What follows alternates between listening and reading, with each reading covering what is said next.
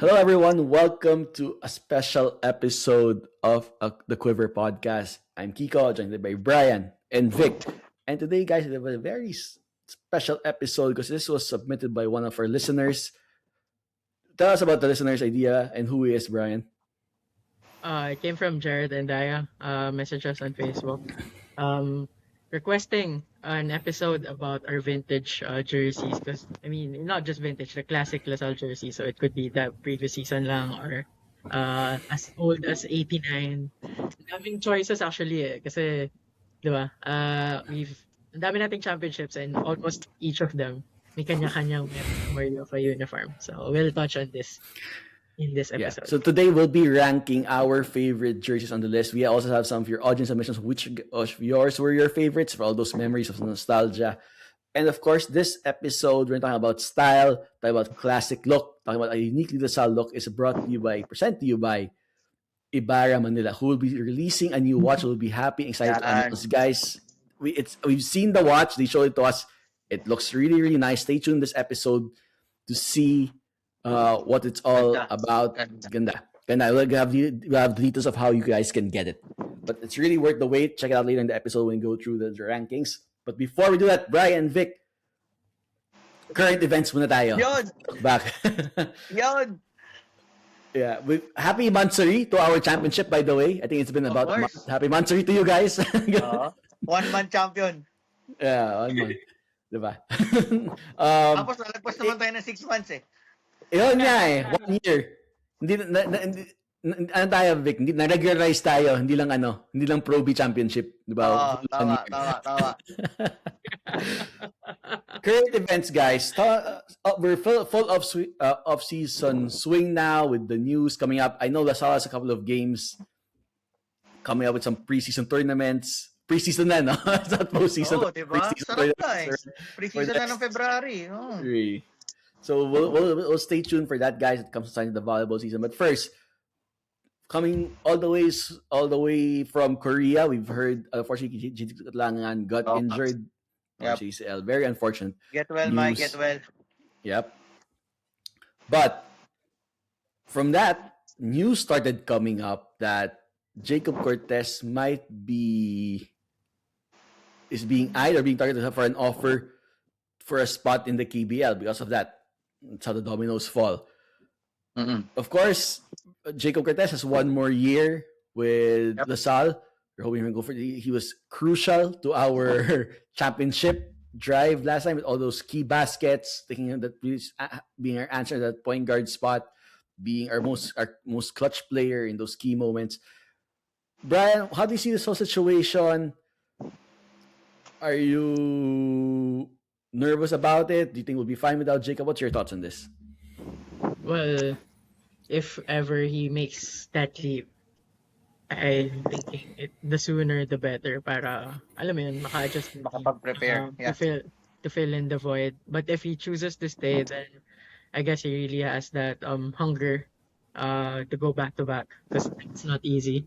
And maybe Mike Cortez also set the challenge to him. Oh, I have the back to back at Salazar. But of course, when Mike Cortez was playing, hindi pa ganyan ka-liberal din yung KBL. Who knows, diba? Like, so, ang daming opportunities na present ngayon na wala pa nung time niya. So, it's obviously going to be different and it's going to be an interesting off-season for Jacob Cortez. Whatever he decides, of course, we'll be happy with it. Diba? Parang can't control that and siya makakasabi niyan. But for us, kung makadecide man siya, the sooner the better. Para yun nga, may succession plan pa para makatingin pa ng high school and 'di ba, makahanap ng pathway for the players also who are currently in the team. Vic, how does it look like? How does a Lasal team without Jacob Cortez look like for next year? Is it something to be concerned about? Is he that key, that crucial for us for our back-to-back drive? Ako, kasi I think first and foremost, this will be a sudden departure. Meaning, hindi tayo prepared. Even if nabanggit na lang natin kanina lang, even if Jacob leaves early, I mean, kumbaga ano siya, decide siya na umalis early.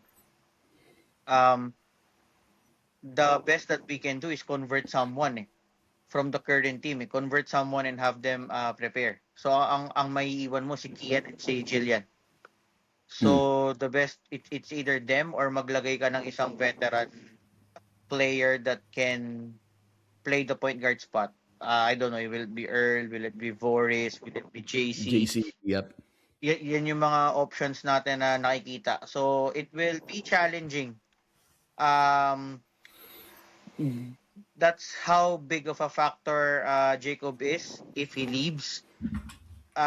We really need to do a lot of things, a lot of adjustments. Pero yun nga, the key is Jacob making the decision as early as possible so that alam na rin ng coaching staff what to do, what tweaks should be made para at least mas hindi ganon kasakit yung epekto sa atin. Although syempre definitely masasaktan tayo, but we can mitigate the risks by preparing early for this. Yeah, hopefully results. Yeah, it'll be. We saw how important it was last year. It'll be tough to make those kinds of adjustments to lose Jacob this year. Hopefully, he'll take on the challenge to have his own legacy, having it back to back. That already cemented is one of LaSalle's all-time players. Because the last back to back was during his dad's. Yes. Time. We haven't had a back to back.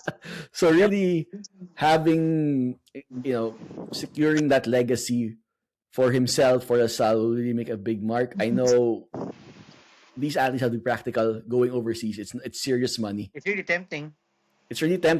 Diba? Right? It's either go there, go to UP to get that kind of money. I'm kidding. No, Kiko. Let's just hope somehow that IC will do her job para makakonvince si Jacob na dito. Ayan. Her own recruitment trip. Pag-ibig muna bago Korea. Delikado sa Korea. Lang yan. What we can say those Korean scouts in the KBL, alam mo si Jacob, di na magaling yan Mas tayo pa magaling dyan sa I'm just gonna say Nick Cabanero is way better. Pero pang coach. Magaling si Payo Maga. Si Maga, remugat. Instant score.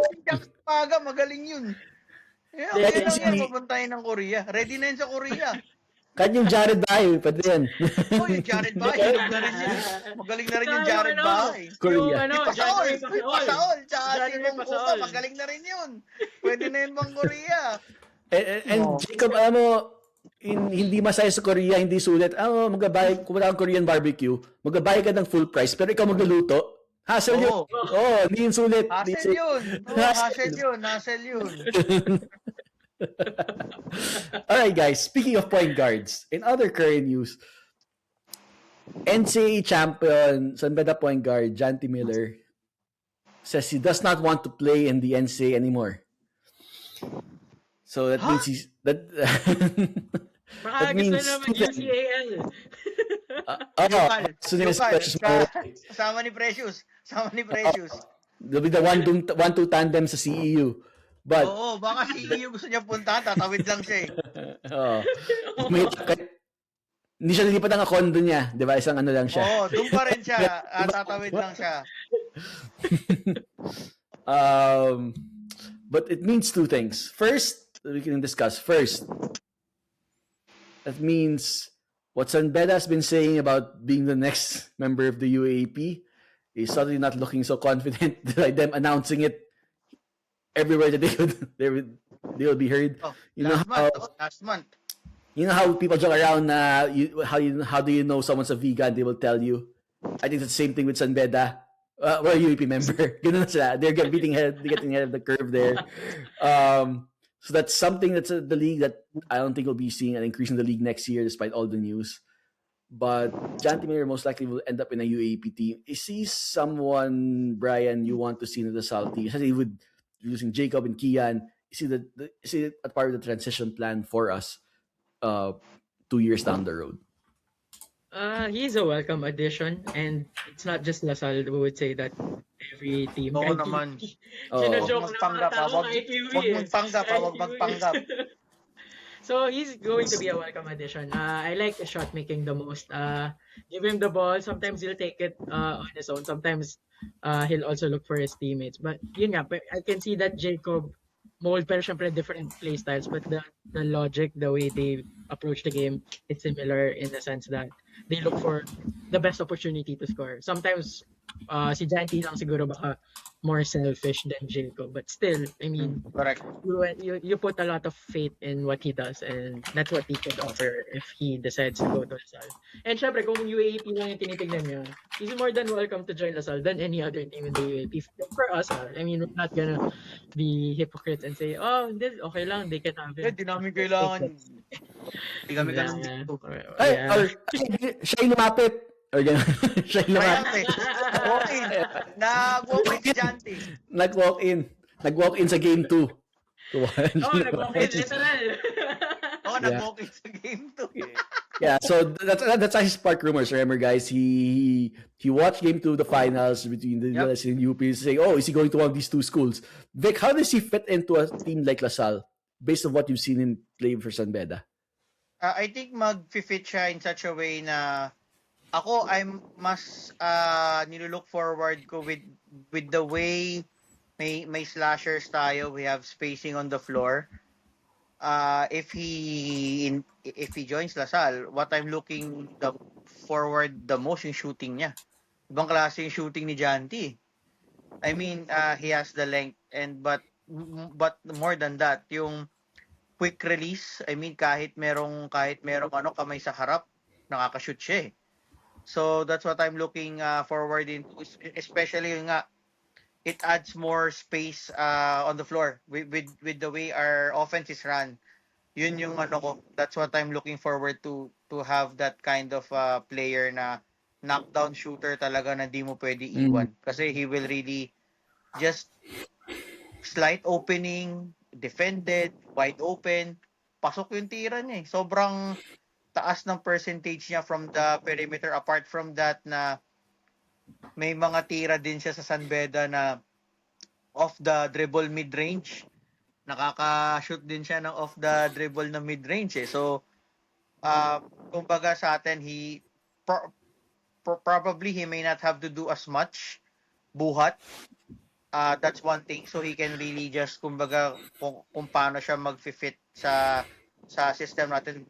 Which is for me right now, yun yung pinaka-excited ako if he joins us. Yung shooting niya sa labas. Sobrang laking bagay kasi it will help us operate for our slashers and for our big guys to operate pag meron kang ganon na kailangan bantayan na shooter sa labas.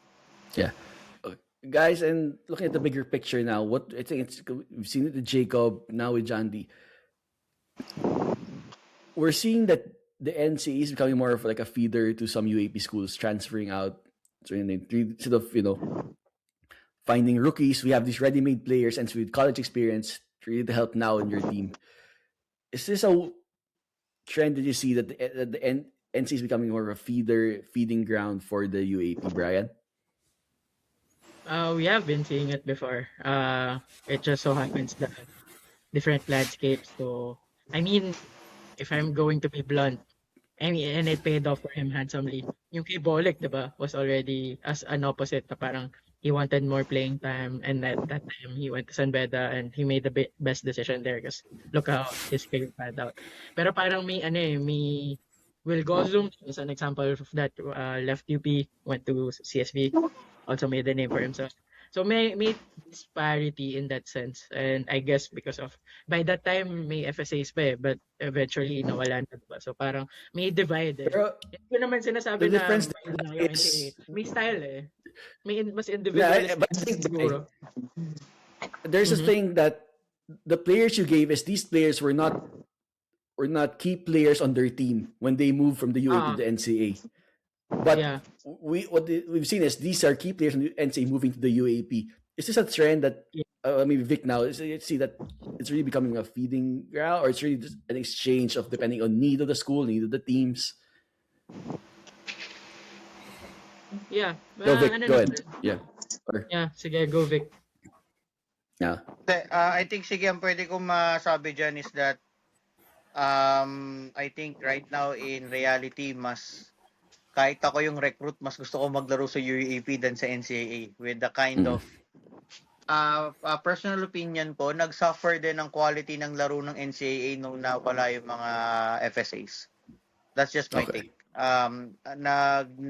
Nag-dip yung quality ng laro because para sa akin primarily you see 6'4", 6'3", 6'4" guys playing center, which is not the reality right now. When you watch FIBA games, it's not the reality. Pati yun lang, medyo bland yung itsura ng laro talaga sa NCAA. Pag sinabi kong bland, para lang akong nanonood ng MPBL except walang sapakan. Yun lang, walang Less, less, walang less, masyadong meron pa away. rin. Less lang, Oh, less. pero I mean hindi. I mean ano na, 'di ba? Medyo nagkabawas na rin kasi dahil Graduate na si Amores. with the Jano Morez incident, 'di ba? Pero yun lang, parang yeah, it's similar to watching an MPBL game na the locals play as bigs. Wala, parang mas ano talaga mas exciting manood ng laro ng UAAP. It's although andun pa rin naman na it really still depends on your style. Kung tingin mo mas yung sistema ng coach na pupuntahan mo fit ka na pwede ka mag-express individually on your skills, okay lang naman din na magstay ka pa sa NCAA. It's nice kasi kung saan mo talaga mas malalabas yung laro mo, I think doon ka naman din talaga pupunta kasi definitely you need to have an area na pwede mo pakita yung skills mo so that when your playing eligibility is done, 'di ba? Merong basis sa yung scouts ng ang MPBL or ng abroad or ng PBA, at least alam nila na ano yung laro mo, ano yung pwede mo ipakita rather than hindi ka nakakalaro at all. Kasi wala silang basis bakit ka nila kukunin if hindi ka nakapaglaro. So I think that's still the primary consideration pa naman, but I think yung mga with the trend of NCAA key players leaving for the UAP, I think it's really ano pa rin mas mahirap with the level of competition sa UAAP din that we see. You have 7-footer. You regularly face 7-footers, and it will kung may pangarap ka mag-abroad talaga. Ito actually magandang stat din to na tignan how many players from UAAP and NCAA made it right now sa KPL, sa B-League for example. Kasi ang laking bagay pa rin na if you pa to regularly face sa ensayo or sa liga mismo na may nakakalaban kang 7-footers. Kasi pag naglaro ka na KBL B-League, it's normal na may mga 7-footers ka doon na makakalaban So what a way for you to start practicing it by playing in the UAAP compared sa NCAA na the biggest guys na makikita mo is 6'3", 6'4", 6'5". So it won't ang pwede lang maitulong sa ng NCAA probably is the physicality, in which I think hindi rin naman nawawala sa UAAP. I think pwede ko rin naman masabi na physical din naman yung depensa sa UAAP compared sa NCAA. So yun, maraming points to consider, but I think yung popularity, yung popularity, glamour, and yun nga, yung quality na meron since merong FSA sa UAAP.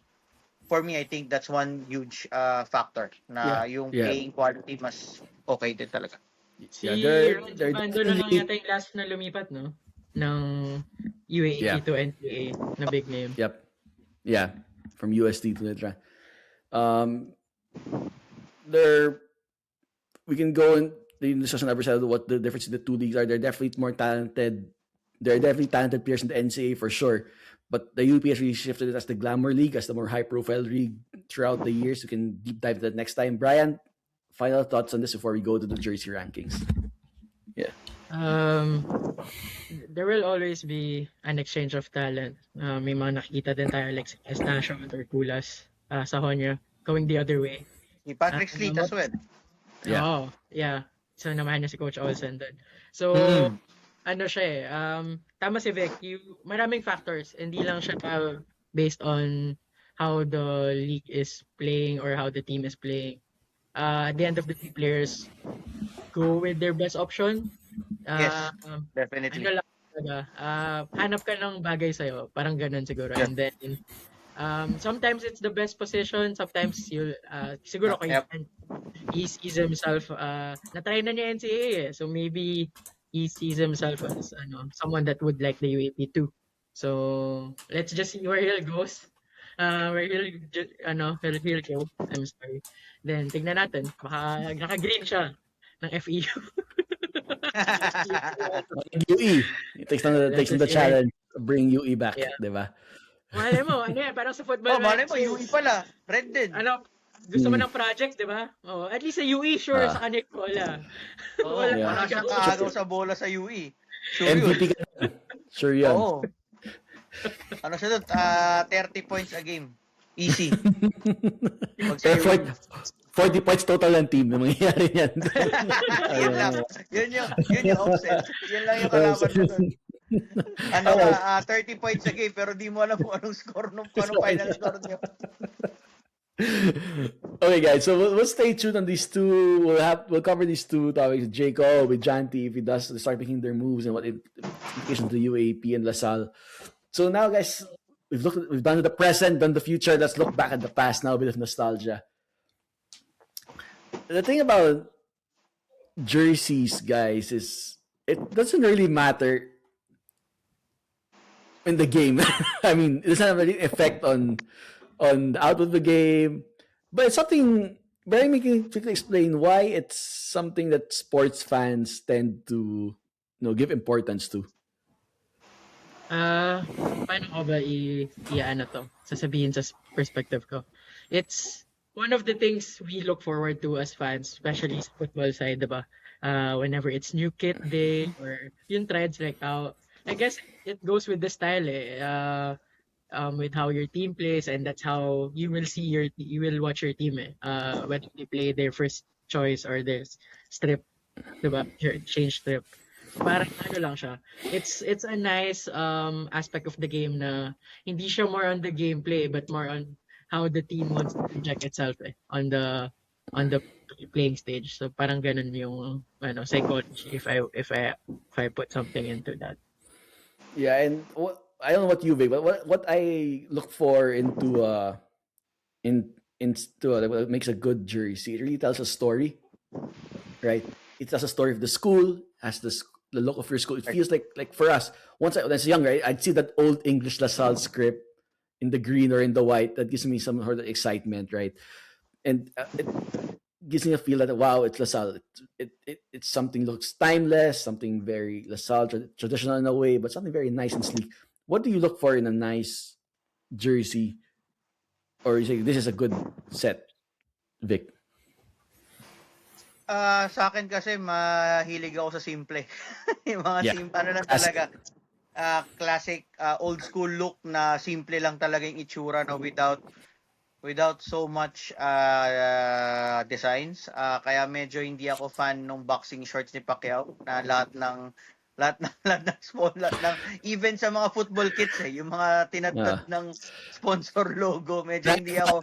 Parang F1 F1 na kotse na. Parang F1 parang F1 decal. Parang ganun yung itsura So medyo hindi ako fan ng ganun I'm not I think sa akin factor yung color shade since we have green and the white one. Yung color shade and yung overall look for me na walang masyadong stripes, walang masyadong anything, just the plain look. Siguro piping. Piping will do, but it's really more of you look good when you play. Kasi that's when you have that you represent, kumbaga yun din yung school representation mo So it's really nice na meron ka ring maayos na jersey. Yeah, and to add to that, when you look at when I see a jersey, it looks like a LaSalle jersey. It fits what the Yes. school branding is. It Syempre looks, naman, syempre that's what naman. it Hindi looks like. ka, di ba nga, Kicks, maisingit ko bago tayo magtuloy? Yes. Di ba? Go Pag sa mga liga, hindi naman pwede, ano to no joke, parang kahit yung mga, sa mga lower brackets or age levels ng mga tournament, lagi kami marinig na, ba't ganyan jersey niyan? Lasal pa naman yan. You would get to hear that. Kasi it really carries along with the institution, with the Yes. school, with the branding. That's why for us it's important na magmukha kang maayos. Hindi pwedeng ano lang, hindi ka pwedeng ano ba, yung tipong mukhang pang-inter barangay yung itsura mo. Yeah. Kasi you would always hear that. Hindi mo siya maiiwasan. We can't get away with those comments pagdating ng game mismo, kahit yung mga Paya Prada nga minsan meron ka na maririnig na ganun na comment Yeah. na ba't ganun yung jersey, di ba? You'd hear comments as such. So it's really important that we look good pagdating sa mga We tournaments. can perform Japorgs, but it has to look like Yes. a LaSalle. It has to look like a LaSalle jersey. So let's take a quick look, guys, at the history. We've picked out some history jerseys from LaSalle's UAP history. Thank you to Take Aim for the photos. So let's go Yep. through it quickly. All right, let me just share here. Right, the first one is from the late 80s, early Yan. 90s, Gardel against Yan. Ateneo. So very sleek, very Classic. the piping classic, Super the classic. old English LaSalle script. Of course, that's a trademark that's never going away. With the piping in the shorts, it actually kind of looks like this year's championship current jersey, right, Vic and Bry, in a way. Yeah. Parang kahawig niya. And Vic, when you Mas say light lang yung shade ng green ngayon as compared Yes. to that. Yung those years kasi, yung shade ng green from the past years medyo dark yeah, green. Hunter siya. Green yung tawag, if I remember correctly. Hunter Green yung tawag. All right. So from this, we transition to the famous set. Oh, di ba? Kay Dad Mike. That's the famous. Siyempre. What do you like about this jersey set? Aside from the memories, dyan tayo nag-4-peat, Vic. Aside from that, what makes it a Pero good I think 2002 yata to eh. So, first still nag-4-peat pa rin tayo dun sa May poster ni Sunny Tadeo yata to. Hindi ako nagkakamali. Yep, game 2. What makes this a good look for you, Vic? Siguro yung bagong yung sa gilid. Parang siya, adapted to kung ano yung uso that time na may mga ganyang style sa gilid. So I think that makes it a good look, and I think we used that pattern starting 1998. Parang hindi ako sure if maybe someone can confirm this, but parang pahiyang na rin kasi we've been on 4 straight bridesmaid finishes with the same style of uniforms until 1997. So starting 1998, we used those kinds of patterns. Parang pahiyang. Feeling ko it was some sort of a pahiyang na rin na let's see if this will work. And yun nga, yung sides yung nagbago dyan nagkaroon ng pattern sa side yung jerseys. And I think yung mga lining sa gilid, Yeah. sa sleeves and sa leeg, and even sa shorts may rin yan siya, so that made it a good look. It looks like a LaSalle jersey. It really fits the school, fits the brand. After this, we transition Pati champion Ang champion talaga. Brian, we transition to a different set in 2004. Tama si Vic, after 2003 where we lost the Final Four there, 2004 went back to this cleaner look. K-Swiss, also then Axel. What makes this, when we won 2004, what makes this a good look for you, a classic look for you in LaSalle? Well, I can say it's a classic sa perspective ko kasi watching UAP in my formative years, this is how I would see LaSalle when I was growing up. And what makes it classic is yung trim. Parang in-adapt din to ng current team natin. Yung ganyang simple lang, pero it completes the uniform. And Yep. then what I like also is especially yung K-Swiss version, yung may mesh approach. Oo. Yes. Nagmukhang readable siya. Yung merong Right. butas-butas. Oh, yung merong Yes. butas-butas. I do May mga remember old school siya, no? I do Oh, remember nakaka-old school eh. si JB Casio ata yung nagsabi niyan parang nung in our previous episode. Di ko lang maalala kung sa episode mismo or while we were chatting after that recording. Yung parang medyo nagkaroon ng technology yung jersey na tapos yun nga na-experience niya. So sa akin it has that impression, especially yung white jerseys kasi yung green it also looks good pero may appeal pag white yung ganitong klaseng jersey and it really shows the strength of the patterns. I think it's the first time we went to the lighter shade of green, which you say is color to the LaSalle culture, the hunter green we used in the previous jerseys, right? So we used this for So that's that was our look for let's say for 2004, 2005. Hanggang 04, tama 05 yata yan hanggang 05 I think. Yeah. Of course, 2007, another memorable year. Yan, syempre. Suspension to champions. Yan. Vic, did you like this set? It was I remember they were saying that they were following the look of Duke University. I think they were going for that look. That Duke look. Kaya lang kasi blue yung eskwelahan na yun eh. Yun nga eh. Pero I think ang naging difference lang dito, Kicks, was yung 98 to 2003 na look, may putol yung lining. Yan, for example, yan, yung white is kompleto na eh. Yung from 98 to 03, parang may putol more siya. Blocks. Yeah, more of blocks. Here, there's full piping on the sides for this one.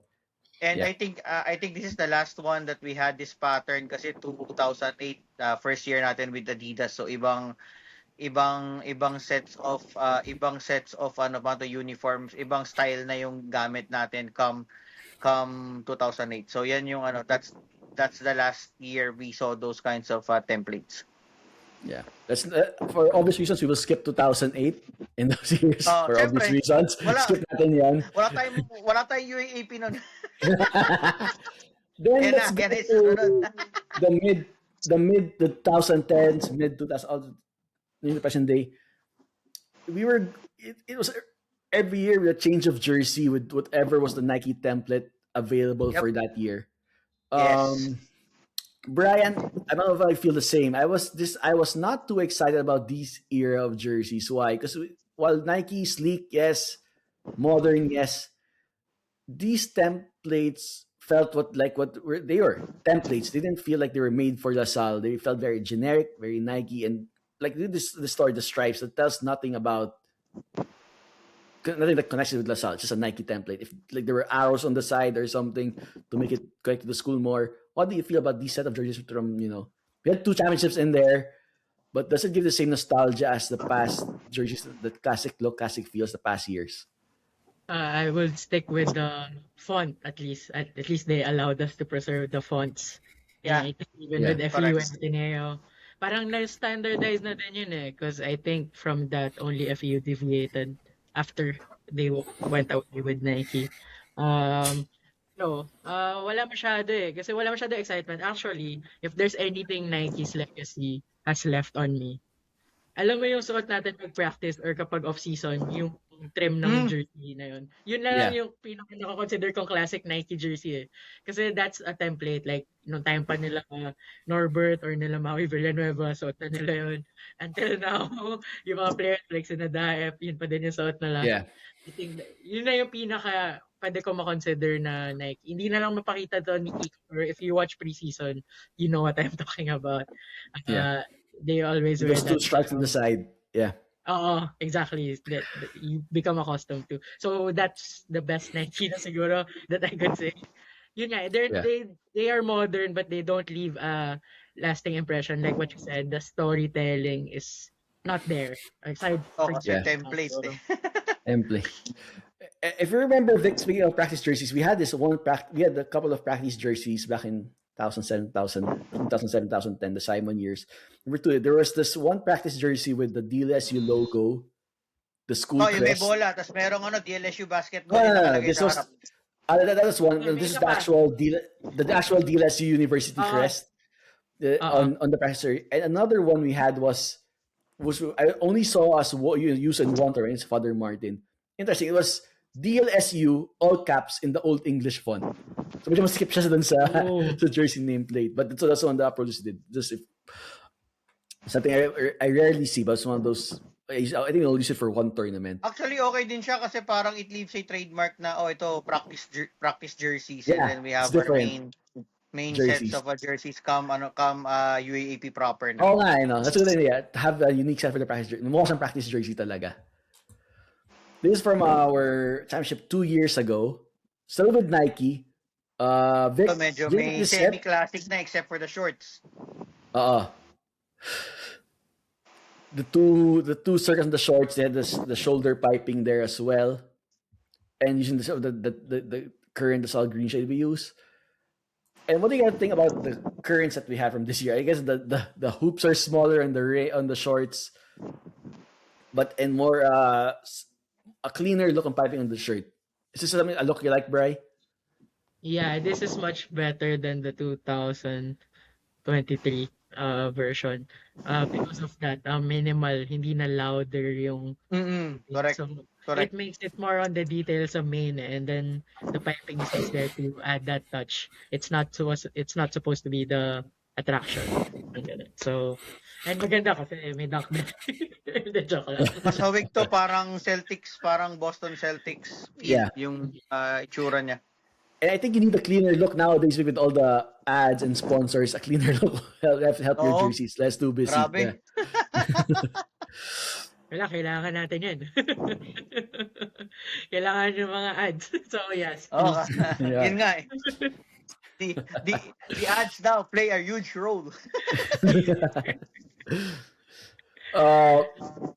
So before we give out our rankings and your choice for the best look, guys, if we're talking about classic LaSalle look, what makes a look timeless, a look great? Someone who knows a lot about it is Ibarra Manila. They have great watches. You've seen their Trofeo green watch, Trofeo white watch. We've talked about on the podcast a lot.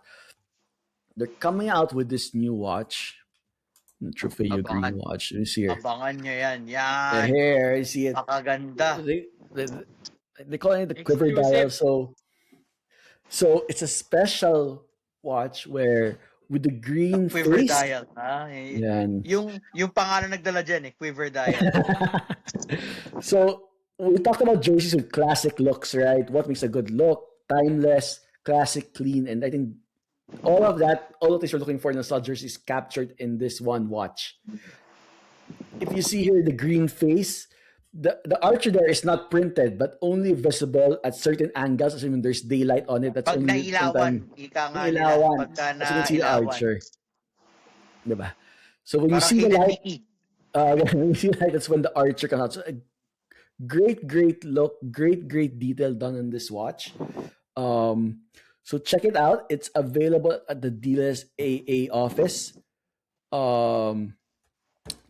Classic look, classic LaSalle style, like only Ibarra Manila can do. Check it out on social media. Check out this watch releasing soon. Check out the Dealers AA office. You can get it for as low as 14,500 pesos. So check this out, guys.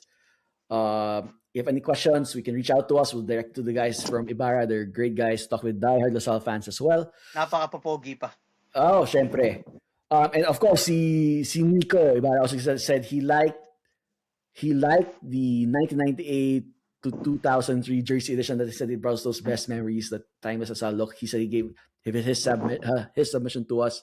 So thanks for that, Nico. Thanks to the Ibarra team. We'll talk more about this watch in future episodes. So before we end this episode, guys, Brian, before we give our rankings as well, why don't you give some of the feedback from our audience members, our listeners, and what are their favorite jersey choices? Of course, we always value comments ng natin. Siyempre. Sabi ni Kisan Briones, yung recent jerseys, siguro mas may touch sa kanya yun. Season 86 and 88. These two. Okay. Yeah. Yeah. And then kay Jeremy Magnaye, most iconic would be the Fila and K-Swiss. So I guess it's referencing Yeah. the 98 hanggang 03 2004 hanggang or 5. 2005. This one. Mga ganyan. Yeah. Ganun talaga. As in, maraming reasons why we have our favorites, diba? And those are the responses we got from our fellow fans. Okay. Again, thanks to Gerard and Daya for the topic suggestion as well. If you have other, Yung sa iba, baka may idea din sila. yeah. Ano yata, Vic, yung iba, ang classic jersey na lang ng Lasal, magra-red and white muna. Oy! Guinness! Magra-red and white muna na Anta. Sorry. Ay, nako. Yung talaga. iba dahil magmamaroon rin ng 1 year, 2 year, hindi magagamit yung jersey masyado. Paglipat sa gamit na gamit na. Di ba? Ganun yung iba. Oo. Diyos ko po. So, thank you again to Jared for the topic suggestion. Die-hard LaSalle fan, listening to the podcast as well. Very good football player as well too, must say. Brian, what are your top, let's go before we end, what are your top 3 jersey rankings, starting from number 3, going to number 1? Number 3, I'll go with this year's championship jersey. Yung ito, yeah, this one. Okay. And especially the green one. Kasi champion tayo wearing the green one. So, Yep. meron agad association. Number 2 ko would be the mid-2000s, yung cases Axel period na yun. The one before suspension. Kasi di ba Axel pa din when we returned 2007. So, maganda talaga, especially the white one. Maganda yung photo na yun. That really captured how I remember Lasal as a kid. And then, syempre, the 4-peat jerseys. Yun yung number 1 for me. It's when people think of Lasal jersey, yun talaga yung unang papasok sa isip nila kahit yung mga hindi Lasal fans. This one. Yeah. This one. Yeah, this one. Especially the green one naman sa akin. I mean, yeah, it's not in the photo pero inverted lang naman yan. I think the green one sticks kasi kahit nung nasa college ako pag archives, TLS, diba? It's always those photos pag nag-throwbacks, that's the first one you see. I mean, medyo, nandun na yung bias than the 89 to 97. But I think Vic will go there. So, yun yung sa akin. Yun, those my 3 picks. Okay. How about you, Vic? So, lahat ng classic look. So, I'll start with number 3. Yep. Number 3 ko is yung 0405, the mesh. Yan, yung may K-Swiss, the mesh looks na plain. And then my second is yung 2023 and yung 2023 to 2025 na classic look, yung recent kicks yung ating recent championships from 2023 to 2025.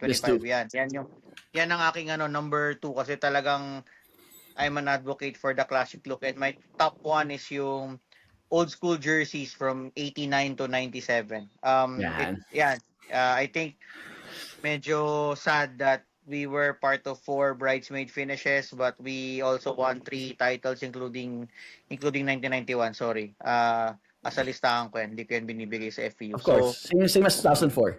Same as 2004. Yes. So, yan siya. So, it's a mix of happiness that we won championships, and it also part of sad moments because of the bridesmaid finish. Pero sobrang, I just love it because of its classic look. Yeah. All right. On my end, guys, I'm going with this set, Cases and Axel 2004, 2005 as my number 3. Like the clean classic look, like Vic said. Same as my number 2, I'm going the set from the early 90s. I know there was our bridesmaid finishes, but this jersey, this just screams LaSalle. Simple classic look there. And of course, my number 1 is that our jerseys during the Grand Slam from 98 to 2001. Great look. I love the dark green. I know it's not probably branding wise not the one associated with LaSalle, but I love that look. I get sparkly nostalgia as well as growing up watching LaSalle playing these jerseys. It was uniquely LaSalle. Felt like LaSalle jersey. I wouldn't mind they bring this back year in, year out. Something I wouldn't mind. Oh, Great look from LaSalle. So guys, that's it. What are your favorite jerseys from LaSalle's era? Share them in the comments. Let us know. Post your own pictures. Let us know what makes a great jersey and what LaSalle jerseys, what you would like to see for future LaSalle jerseys. Let us know in the comments below, and we'll be happy to discuss them on the show. So, Brian, Vic, thanks for being on the show today. Stay tuned for our next episodes. We're going our weekly schedule now till volleyball picks up. So exciting news for you there. Unless, of course, we have some sudden news coming up in the next few days or next few weeks. oh, malay nyo. Malay Who nyo. knows? Who knows? Malay diba? nyo. Who knows? Who knows? Who knows? God did. Yeah. Good. Gian, Who knows? God knows. Gian Gomez to the B-League. Ganyan yung mga kita natin, di ba? Out of nowhere. Yan. Ganyan, yan. Magandang balita. Di Ah, ba? di ba? Or Jacob Cortez to Korea for vacation. Di ba? Balik naman siya 3 days. Yan. Whatever yung Instagram niya. Alright. Thanks guys for this episode, for listening in. Thank you again for Ibarra. Again, check out their Quiver Dial. Great watch. Check them out on social media. Check out their other as well, or shout out at the DLSA office. Portion of every watch sold goes out to helping Lasallian athletes. Yes. Right? Nakakatulong kayo dyan. Alright.